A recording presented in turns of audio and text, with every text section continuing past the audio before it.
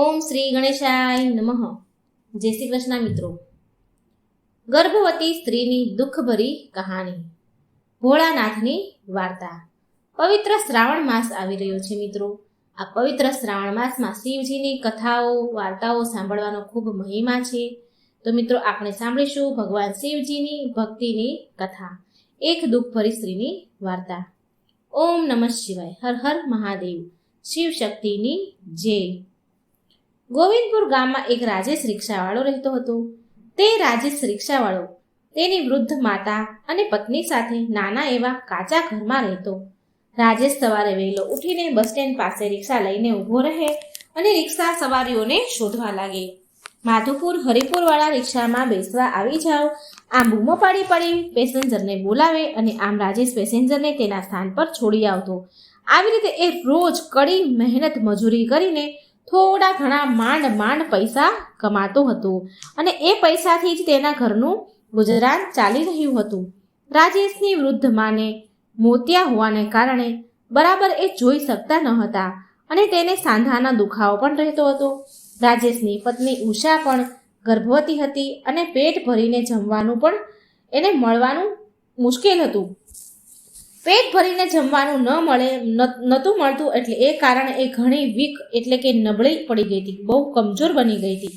ઉષાને શિવ ભક્તિની બહુ લગન હતી. ભગવાન શિવ પર એની બહુ શ્રદ્ધા હતી. એ શિવજીની ખૂબ ભક્તિ કરતી હતી. ઉષા રોજ ગામના શિવજીના મંદિરે જઈને સાફ સફાઈ કરતી અને શિવજીની પૂજા કર્યા કરતી. આ ઉષાનો રોજનો નિયમ હતો. ઉષા રોજ પ્રાર્થના કરતી કે હે ભોળાનાથ, હે મારા આરાધ્ય દેવ, તમે તો જગતના પાલનહાર છો. મારા જેવી દુખિયારીની ગરીબીની દૂર કરી દો. ભગવાન મારા ભાગ્યમાં પણ થોડું સુખ લખો. જે દિવસે રાજેશને એક પણ સવારી નથી મળતી તો એક પણ રૂપિયો નથી મળતો. એક દિવસ તો 1 રૂપિયો પણ ન મળ્યો અને તે ખાલી હાથે જ જ્યારે ઘરે આવતો તો રાજેશની મા તેને કહેતી હતી કે અરે બેટા રાજેશ, તું આ રિક્ષા ચલાવવાનું કામ છોડીને બીજું કોઈ કામ પર લાગી જાને, કોઈ બીજું કામ શોધી લેને. જો દીકરા, વહુ ગર્ભવતી છે અને આવી હાલતમાં વહુનું ભૂખ્યું રહેવું સારું નથી. તે બહુ કમજોર, બહુ નબળી પડી ગઈ છે. એટલે રાજેશ બોલ્યો કે માં, કોઈ કામ મળવું સહેલું નથી, બહુ મુશ્કેલ છે અને મને તો બીજું કોઈ કામ આવડતું પણ નથી રિક્ષા ચલાવતા સિવાય. એટલે ઉષા આ બંનેની વાત સાંભળી તો બોલી, અરે તમે બંને આટલા હેરાન પરેશાન કેમ થાવ છો? કષ્ટ ભોગવવાનું નામ જ તો જીવન છે. મારા ભોળાનાથ બધું જ જુએ છે. તે એક દિવસ જરૂર આપણું ભાગ્ય બદલશે. ઉષાને ભોળાનાથ ઉપર પૂરો વિશ્વાસ હતો. તે એક દિવસ ભોળાનાથ કે તેનું ભાગ્ય જરૂર બદલશે. આમ સુખ દુઃખ સહન કરતા કરતા ઉષા અને પરિવારના દિવસો વીતી રહ્યા હતા. એક દિવસ રાજેશ ઘરથી રિક્ષા ચલાવવા નીકળી રહ્યો હતો તો એટલામાં રાજેશને લોહીની ઉલટી થઈ ગઈ. ઉષા દોડતી ગામના વેદજીને બોલાવીને લઈ આવી ઘરે. એટલે વેદજી રાજેશની નાડી જુએ છે, નસો જુએ છે અને તપાસ કરે છે અને ઉષાને કહે છે કે જો ઉષા બેટા, ખાલી પેટે રિક્ષા ખેંચવાથી રાજેશના ફેફડા ફાટી ગયા છે. તું આને તરત જ કોઈ સારા એવા હોસ્પિટલમાં એની ભરતી કરાવી દે, ત્યાં જ તેનો સારો ઈલાજ થશે. હવે ઉષાના ઘરમાં તો 2 ટાઈમની રોટલીના પણ ફાફા પડતા હતા. એવી હાલતમાં રાજેશને સારી હોસ્પિટલમાં ભરતી કેવી રીતે ઉષા કરે? કેવી રીતે એ સારી હોસ્પિટલમાં એને લઈ જાય? એ એની પહોંચની શક્તિની બહાર હતું. ઉષા મંદિરમાં જઈને ભોળાનાથને પ્રાર્થના કરે છે. ઉષા કહે છે કે હે ભોલેનાથ, હું અભાગણ છું, મારા પર થોડી તો દયા કરો. હું ગરીબ લાચાર છું, મારા પતિનો ઈલાજ નથી કરાવી શકતી હું. તમે તમારી કૃપાથી મારા પતિને સાજા કરી દો. ભોળાનાથ, મારી ભક્તિની લાજ રાખો. ભોળાનાથ આમ કરીને ભગવાન શિવ મંદિરમાં બહુ રડે છે ઉષા અને બહુ કલ્પાત વલોપાત કરી રહી છે.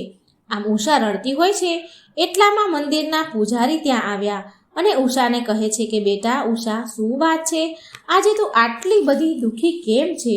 ઉષા પૂજારીજીને તેના દુઃખની ભરી વાત કહી સંભળાવી તો પૂજારીજી કહે છે કે બેટા, તું તો મહાદેવની પરમ ભક્ત છે, તું ચિંતા કરવાનું છોડી દે.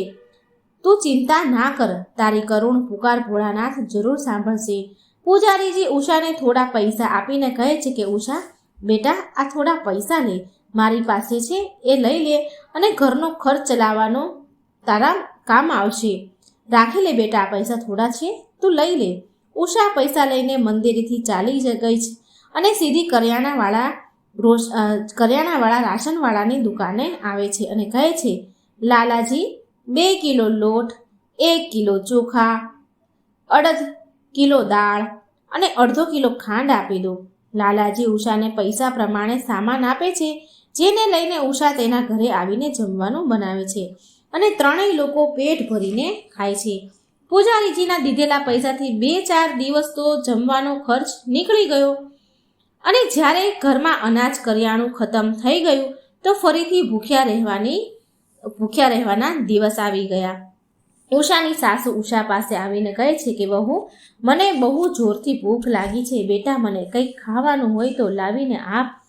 ઉષા બોલી કે માજી, અન્નનો એક દાણો પણ ઘરમાં નથી, હું તમને ખાવાનું ક્યાંથી લઈને આપું. રાજેશ ખાટલામાં સૂતો આ સાંભળી રહ્યો હતો. આ સાંભળીને રાજેશ ઊભો થઈ ગયો અને કહેવા લાગ્યો કે ઉષા, આવી રીતે કામ નહીં ચાલે, મારે રિક્ષા ચલાવવા જવું જ પડશે, નહીં તો આપણે ત્રણેય ભૂખ્યા જ મરી જઈશું. નહીં, ઉષા કહે છે, નહીં, તમારી તબિયત તો વધારે ખરાબ છે, તમે નહીં જાઓ કામ પર, તમે સૂઈ જાઓ. રાજેશ કહે છે, ના, મારે રિક્ષા ચલાવવા જવું જ પડશે. આમ રાજેશ ચાલતો થાય છે, પણ 2 ડગલા ચાલતા જ તે જમીન પર પાછો પડી જાય છે. ઉષાએ રાજેશને ઊભો કર્યો અને પથારીમાં સુવડાવ્યો. ઉષા બોલી, હું કહેતી હતી ને કે તમારી તબિયત બહુ ખરાબ છે, તમે રિક્ષા નહીં ચલાવી શકો. આ જોઈ ઉષાની સાસુ બોલી કે અરે, તમે બંને ચિંતા ન કરો, હું કોઈના ઘરે જઈને કચરા પોતા ઘરના કામ કરવાનું શોધું છું.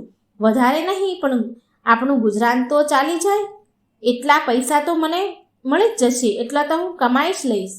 આ સાંભળી ઉષા બોલી, માજી, એક તો તમે વૃદ્ધ થઈ ગયા છો, ઉપરથી મોતિયાના કારણે તમને કંઈ દેખાતું પણ નથી, તમે કેવી રીતે કોઈ કામ કરી શકશો. ઉષાની સાસુ બોલી કે હવે તું જ કહે વહુ બેટા, કે હવે આપણે કેવી રીતે જીવીશું. ઉષા બોલી કે મારા ભગવાન ભોળાનાથ જેવું ઈચ્છશે એવું જ જીવીશું, હું અત્યારે ખાવાની વ્યવસ્થા માટે કંઈક કરું છું. આમ કહી ઉષા ઘરની બહાર નીકળી અને રાજેશની રિક્ષા પાસે ઊભી હતી તે પાસે આવીને કંઈક વિચાર કરવા લાગી. રિક્ષા પાસે ઊભા કંઈક વિચારે છે કે કેમ ન હું આ રિક્ષાને ચલાવું, હું પોતે જ ચલાવું, 2-4 સવારી મળી જશે તોય થોડા રૂપિયા તો હું કમાઈ જ લઈશ. ગર્ભવતી ઉષા બિચારી રિક્ષા લઈને પેન્ડલ મારતી બસ સ્ટેન્ડ પર આવે છે અને એક તો ભૂખી તરસી હતી. ત્યાં આવીને પેસેન્જર આવીને રાહ જોતી હતી, ઊભી હતી. બિચારી પેન્ડલ મારતી માંડ બસ સ્ટેન્ડ સુધી પહોંચી અને ત્યાં ઊભા વાટ જોતી હતી કે કોઈ પેસેન્જર મળે. એટલામાં બસ સ્ટેન્ડ પર એક બસ આવી અને ઊભી રહી અને ઉષા ત્યાં પેસેન્જરને બોલાવવા લાગે છે કે મારી રિક્ષામાં આવી જાઓ, માધુપુરા, હલ્દીપુર, અશોક વિહાર વાળા અહીં મારી રિક્ષામાં બેસો. પેસેન્જર તો ઘણા આવે છે, પણ ઉષાને ગર્ભવતી જોઈને તેની રિક્ષામાં કોઈ નથી બેસતું. એક સ્ત્રી બોલી ત્યાં ઊભી હતી કે અરે બહેન, તું તો ગર્ભવતી છે, તારે આવી હાલતમાં ઘરે આરામ કરવો જોઈએ, માફ કરજે, તારી રિક્ષામાં હું નહીં બેસું.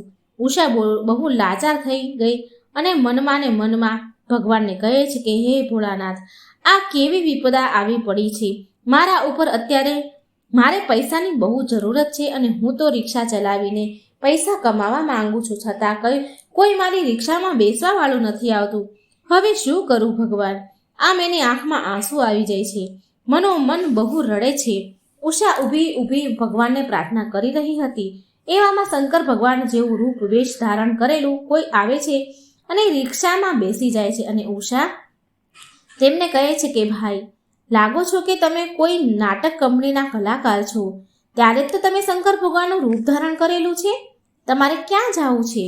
એટલે રિક્ષામાં બેસેલા બોલે છે, હા બહેન, મને તમે કલાકાર જ સમજો, મને શિવ મંદિર લઈ જાઓ, મારે ત્યાં જવું છે. ઉષા રિક્ષા લઈને ચાલી નીકળી. એક તો ભૂખી અને ઉપરથી ગર્ભવતી હોવાના કારણે તે વધારે દૂર સુધી રિક્ષા નથી ચલાવી શકતી અને બેભાન થઈ જાય છે અને નીચે પડી જાય છે. રિક્ષામાં બેઠેલા ભગવાન શંકર ઉષાને સહારો આપે છે અને રિક્ષામાં બેસાડે છે અને ભગવાન પોતે રિક્ષા ચલાવે છે અને ઉષાને તેના ઘરે લઈ આવે છે. અને શંકર ભગવાનના દર્શન કરીને તો રાજેશ પણ બિલકુલ સાજો થઈ જાય છે. રાજેશની માની આંખમાં તો આંસુ આવી જાય છે અને એને રોશની પણ પાછી આવી જાય છે. એની આંખોનું તેજ મળી જાય છે. ઉષા પણ ભાનમાં આવી જાય છે અને ભગવાનને જોઈને ગદગદ થઈને બોલી પ્રાર્થના કરવા લાગી અને કહે છે કે તમે દર્શન આપ્યા મને. તમારા દર્શનથી મારી ઝૂંપડીમાં આવવાથી ચમત્કાર થઈ ગયો. પ્રભુ, મારા પતિ સાજા થઈ ગયા. મારી સાસુની આંખો સારી થઈ ગઈ. પ્રભુ, મને માફ કરો. તમે કોઈ કલાકાર નથી. હું તમને ઓળખી ન શકી ભગવાન. તમે તો સ્વયં ભોળાનાથ છો. ભગવાન બોલ્યા, હા બેટા, તે મને ઓળખી લીધો. હું કૈલાસનો જોગી છું. હું તારી ભક્તિથી પ્રસન્ન છું. મારા ઉપર તારો અતૂટ વિશ્વાસના કારણે મેં તને દર્શન આપ્યા છે. તો બહુ જ પરોપકારી છો, ધાર્મિક છો. બોલ ઉષા બેટા, તારે શું વરદાન જોઈએ છે? તું જે માંગીશ એ હું આપીશ. ઉષા બોલી, હે પ્રભુ, તમે સ્વયં મારી ઝૂંપડીમાં પધાર્યા. મને તમારા દિવ્ય દર્શન થઈ ગયા. હું તો સૌભાગ્યશાળી થઈ ગઈ પ્રભુ.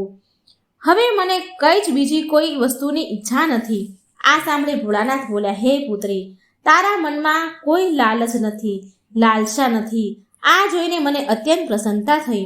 મારી કૃપા સદાય તારા ઉપર અને તારા પરિવાર પર બની રહેશે. તારું ઘર સદાય અન્નધનથી ભરેલું રહેશે અને મૃત્યુ પછી તારી આત્માને મોક્ષ પણ મળશે. તથાસ્તુ. આશીર્વાદ દઈને શંકર ભગવાન ત્યાંથી અંતર્ધ્યાન થઈ ગયા.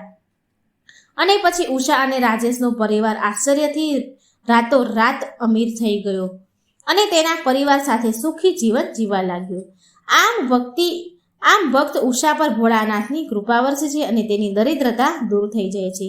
હે ભોળાનાથ, તમે જેવા ગર્ભવતી ઉષાને ફળ્યા તેવા સૌને ફળજો. વાર્તા સાંભળનાર, બોલનાર, વાંચનાર બધાને જ ફળજો. જય શિવશંકર, જય શિવશક્તિ. મિત્રો, વાર્તા સારી લાગે તો આ ચેનલને લાઈક કરજો, આ વિડીયોને લાઈક કરજો, શેર કરજો અને મારી ચેનલને સબસ્ક્રાઈબ જરૂર કરજો. જય શ્રી કૃષ્ણ. રાધે રાધે. Thank you.